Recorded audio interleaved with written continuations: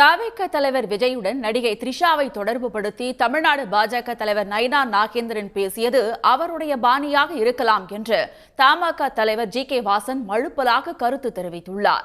நயினா நாகேந்திரன் கூறியதை தவறு என்று தாம் விமர்சிக்கப் போவதில்லை என்றும் வாசன் கூறியுள்ளார்.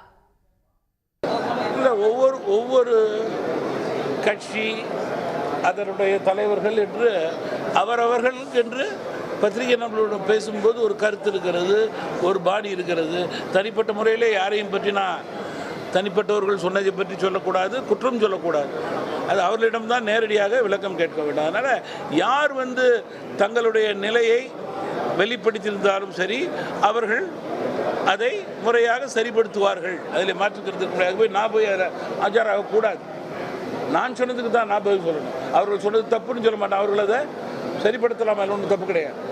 அவருடைய எண்ணமாக இருக்கலாம், பாணியாக இருக்கலாம். அதில் நான் சொல்வது, கருத்து கூறுவது தவறாக இருக்கும். உடனுக்குடன் செய்திகளை தெரிந்து கொள்ள சன் நியூஸ் பெல் ஐகானை கிளிக் பண்ணுங்க.